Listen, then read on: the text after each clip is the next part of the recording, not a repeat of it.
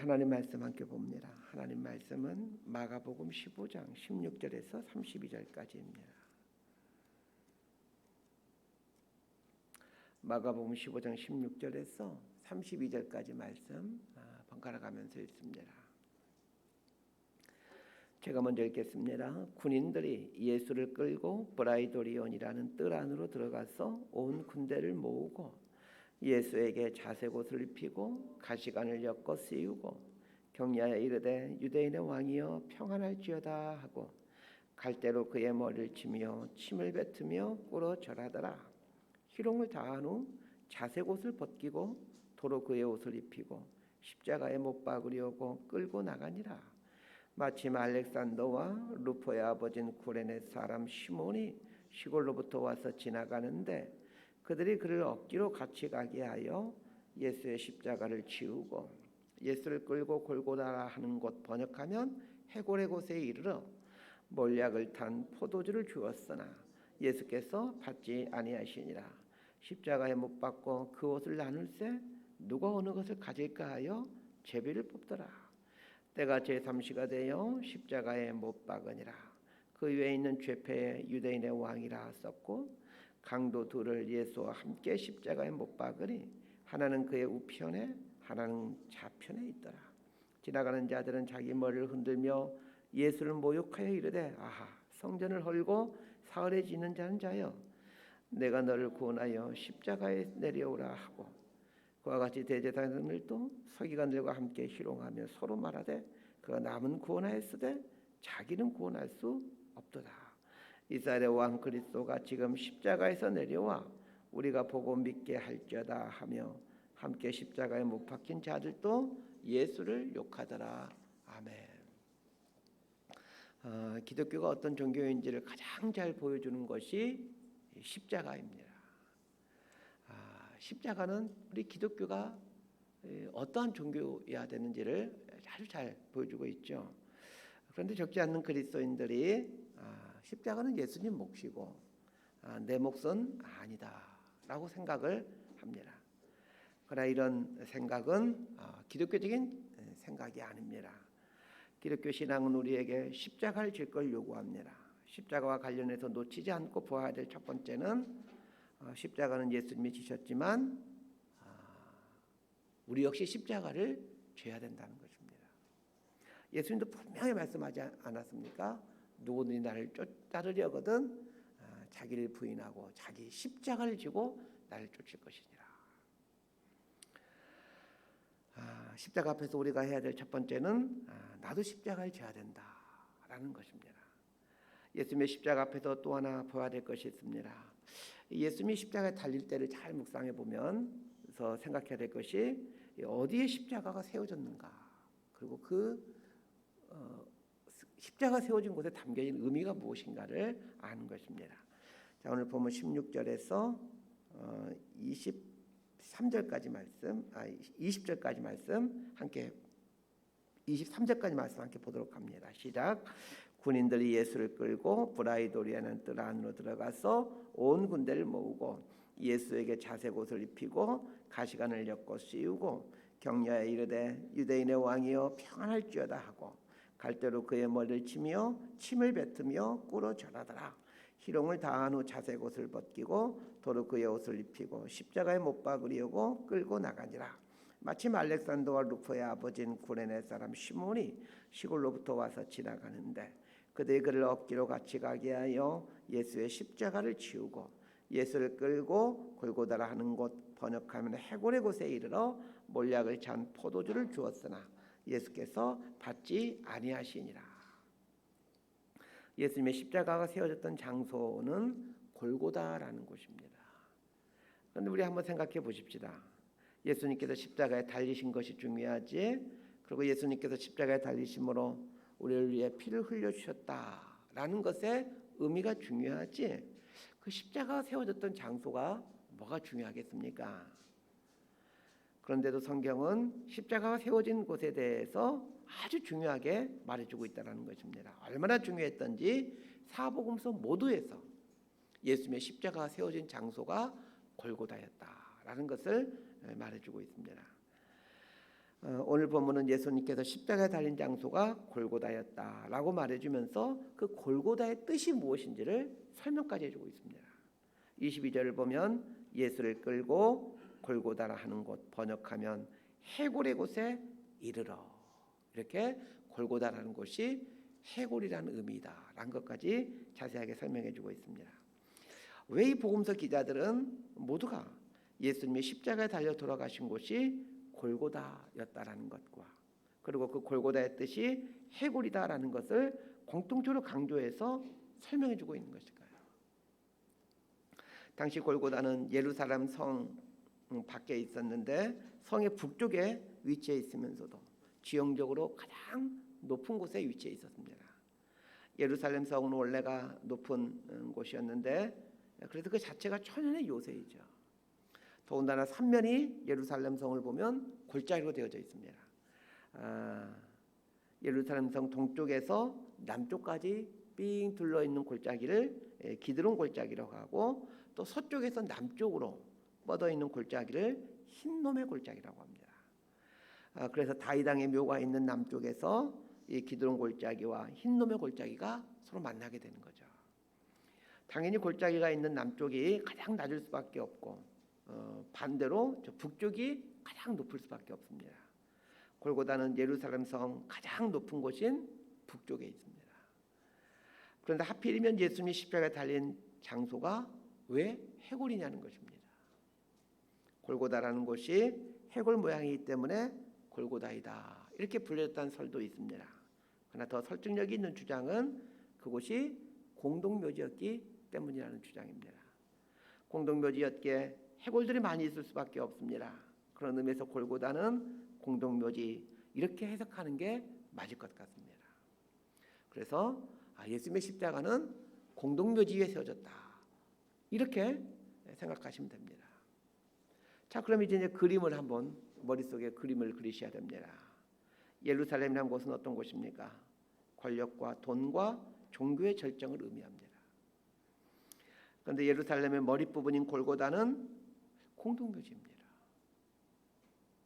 복음서를 잘 보면 예수님이 십자가를 지고 골고다로 가실 때 로마 군인들도 예수님을 따라 골고다를 향해 가고 있고, 이스라엘의 수많은 고위 관리들인 대제사장들과 장로들도 골고다를 향해 가고 있고, 또 이름이 없는 수많은 사람들도 골고다를 향해 올라가고 있습니다. 그들 모두가 향하는 것은 이 골고다 공동묘지입니다. 이것은 우리에게 많은 것을 시사해 줍니다.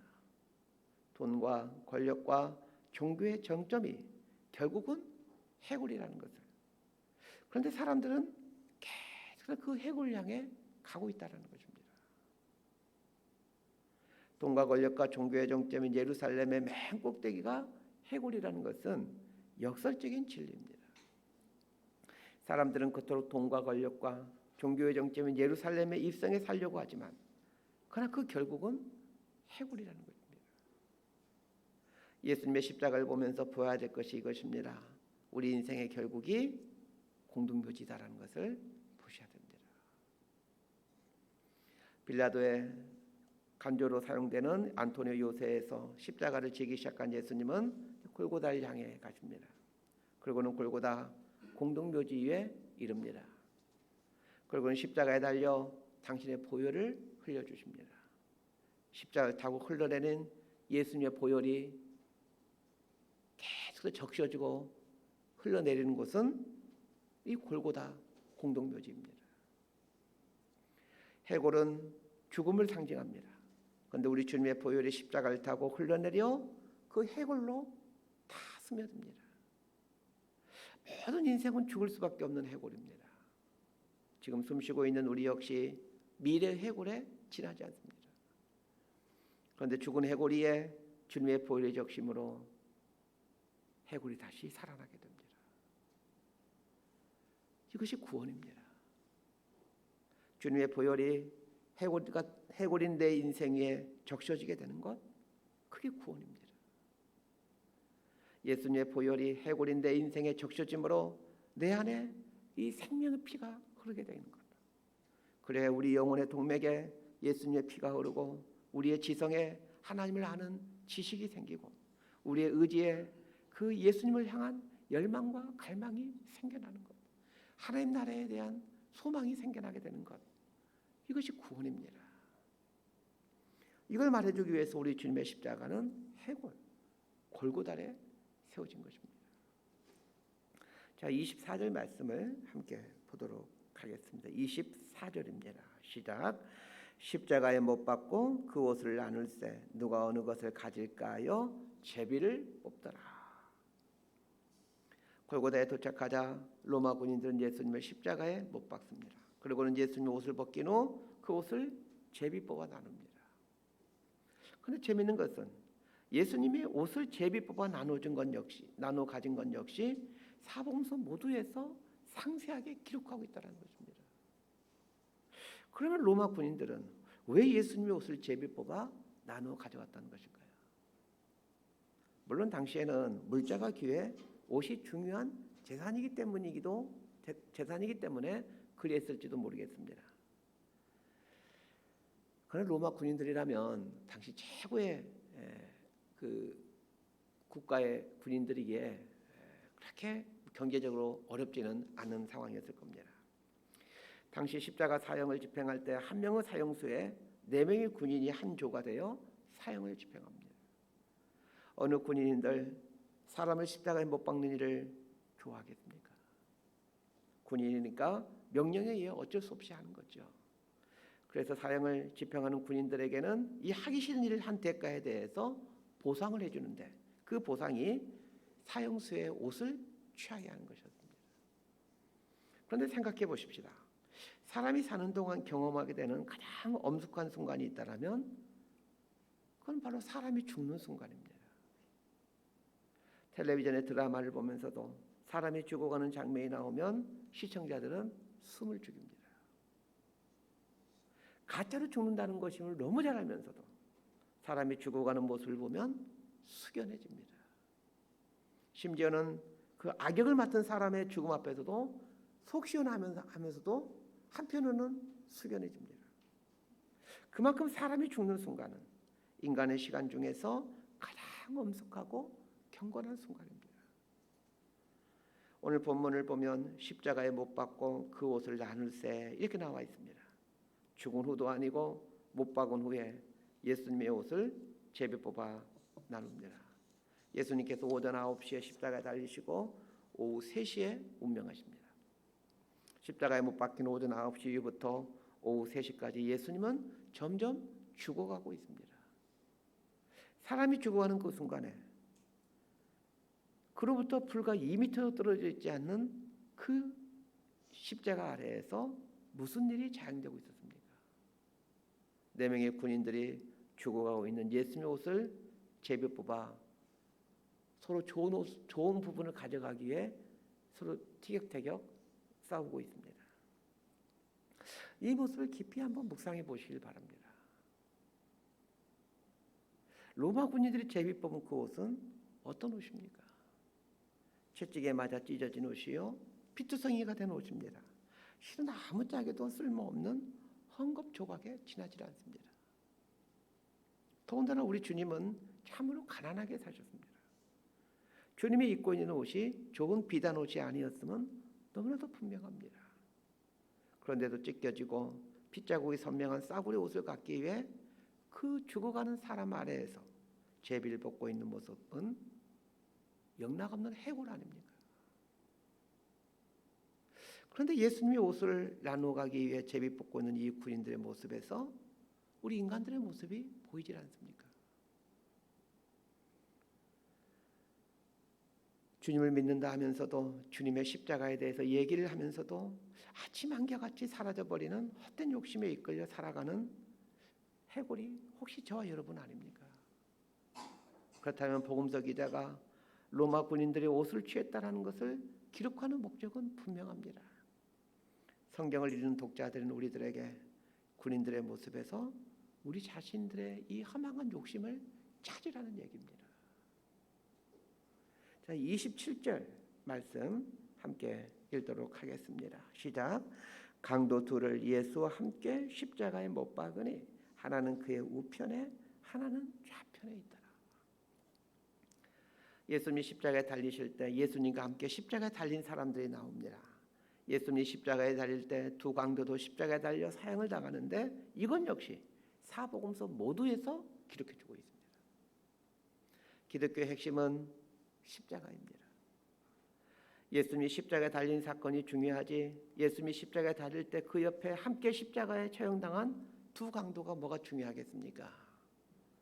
예수님의 죽음과 두 강도의 사형은 아무런 연관점을 찾을 수가 없습니다. 그런데 불구하고 사복음서 모두가 이 두 강도가 십자가에 달린 이야기를 기록해주고 있습니다. 두 강도도 예수님처럼 십자가에 달리게 됩니다. 두 강도를 매단 십자가나 예수님을 매단 십자가나 크기나 재질은 아무런 차이가 없습니다. 거의 같은 시대에 같은 장소에서 자란 나무를 베어 십자가를 만들었을 것입니다. 그런데 예수님의 십자가와 두 강도의 십자가는 완전 천지 차이입니다. 예수님 옆에 있던 두 강도는 예수님과 똑같은 고통을 겪고 있습니다. 그러나 그들이 당하는 것을 고난이다라고 말하는 사람은 단 한 사람도 없습니다. 그것은 심판입니다. 예수님의 십자가와 두 강도의 십자가는 똑같은 모양이었지만 그러나 전혀 다른 십자가였고, 예수님의 고통과 두 강도가 겪는 고통은 너무나도 똑같은 고통이었지만 전혀 다른 의미의 고통이었습니다. 예수님의 고통은 고난인 반면에 두 강도의 고통은 죄에 대한 마땅한 형벌이었습니다. 고난과 심판은 그 모양이 너무나도 흡사하여 종종 심판은 고난으로 미화될 수 있습니다. 우리 그리스도인들은 예수를 믿는 것으로 인해 고난을 기꺼이 감수해야 합니다. 그러나 자신의 죄로 인해 당하게 되는 심판을 고난으로 미화시키는 위선을 저질러서는 안 됩니다. 그럼에도 얼마나 많은 기독교인들이 죄와 욕심에 대한 심판을 복음을 위한 고난으로 치장하고 있는지 모릅니다. 예수님 옆에 달린 두 강도의 십자가와 그들이 받는 고통은 우리에게 경종을 주고 있습니다. 욕심과 죄에 대한 형벌을 복음을 위한 고난으로 미화시키지 말라는 겁니다. 29절에서 32절까지 말씀 함께 읽도록 합니다. 시작. 지나가는 자들은 자기 머리를 흔들며 예수를 모욕하여 이르되, 아하, 성전을 헐고 사흘에 짓는다는 자여, 내가 너를 구원하여 십자가에서 내려오라 하고, 그와 같이 대제사장들도 서기관들과 함께 희롱하며 서로 말하되, 그가 남은 구원하였으되 자기는 구원할 수 없도다. 이스라엘의 왕 그리스도가 지금 십자가에서 내려와 우리가 보고 믿게 할지어다 하며 함께 십자가에 못 박힌 자들도 예수를 욕하더라. 예수님이 십자가에 달리실 때 그곳에는 적지 않은 사람들이 있었습니다. 그리고는 십자가에 달리신 예수님을 향하여 비방합니다.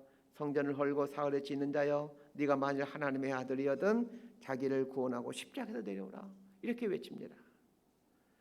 사람들이 예수님에게 요구하는 것이 있습니다. 하나님의 아들이거든 십자가에서 내려오라는 것입니다. 이 말을 잘 묵상하다 보면 한 사건이 떠오릅니다. 예수님이 공생이 시작하실 때 광야에 가서 사탄에게 시험을 받게 되는데 사탄이 그런 말을 합니다. 네가 하나님의 아들이거든 성전에서 뛰어내리라. 네가 하나님의 아들이거든 이 돌멩이를 떡으로 만들어 먹어라.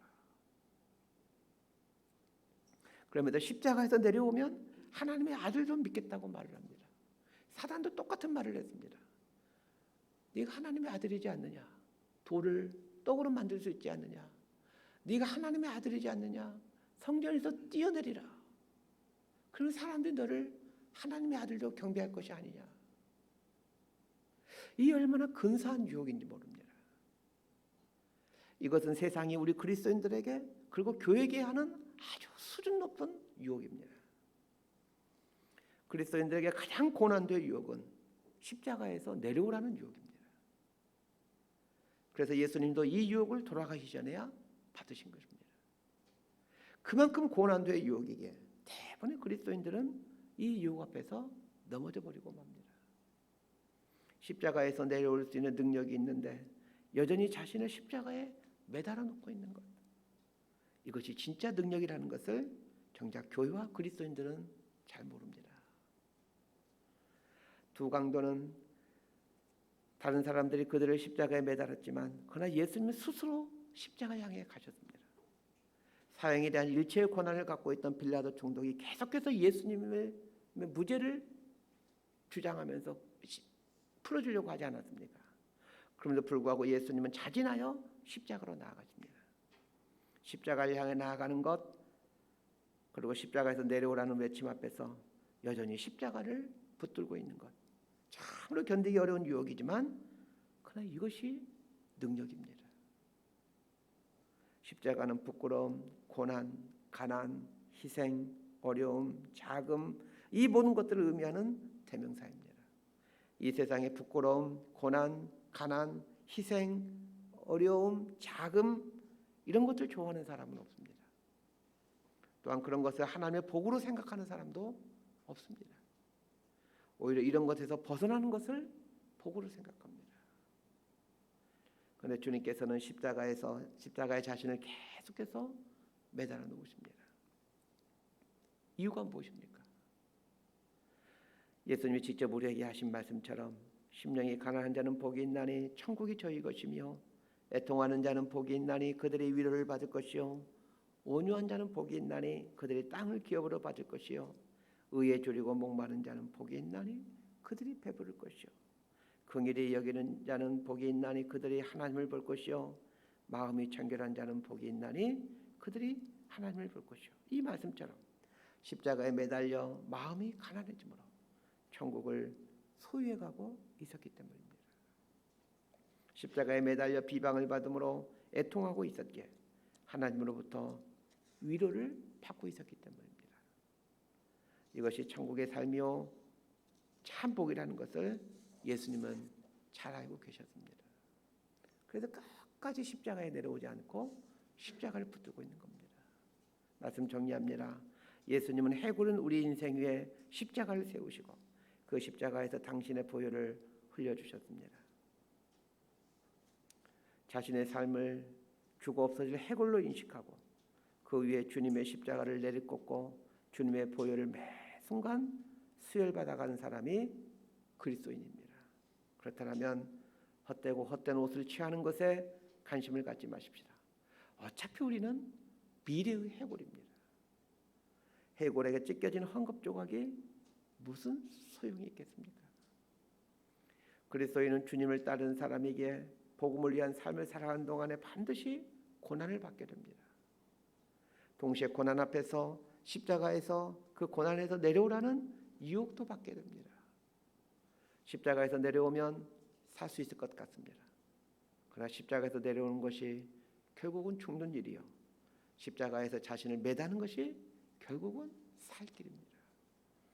그렇다면 십자가에서 내려오라는 이 유혹 앞에 직면했을 때 흔들리지 마십시오.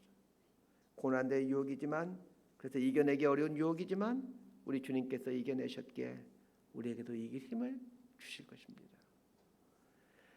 우리 인생이 해골임을 잊지 마십시오. 그 해골이에 우리 주님께서 당신의 생명의 보혈을 흘려주셨음을 잊지 마십시오. 이렇게 생명을 소유한 인생이 되었기에 아무짝에도 쓸모없는 헝겊 조각을 소유하기에 발버둥치는 어리석은 인생이 되지 마십시오. 쓸모없는 헝겊 조각을 얻기 위해 살아간다라면 여전히 내 인생이 해골이라는 것을 보여준 것 외에 무엇이 있겠습니까? 이제는 나를 위해 생명을 주신 우리 주님을 위해 고난을 기꺼이 감수하며 복음을 위해 살아가십시오. 이 사람이 생명을 가진 그리스도인 아니겠습니까?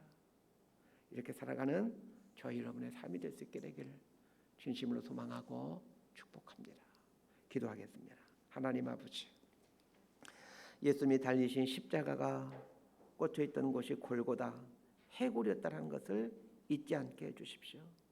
우리 인생의 결국이 이 해골 아닙니까? 미래의 해골들은 우리 인생에 오셔서 그곳에 십자가를 내리꽂고 당신의 그 생명의 보혈을 흘려주고 계시는 그 주님을 바라보며 이제는 그 주님의 고난을 우리 삶에 채우고 살아가는 참 그리스도인들이 될 수 있기를 원합니다. 아무짝에도 쓸모없고 아침 안개같이 사라지는 헛된 옷을 취하기 위해 십자가 아래 자리를 펴는 어리석은 삶을 살지 아니하도록 저희들을 붙들어 주옵소서. 세상은 십자가에 내려와서 너의 능력을 보이고 십자가에 내려와서 진실을 세상에 말하라고 요구합니다.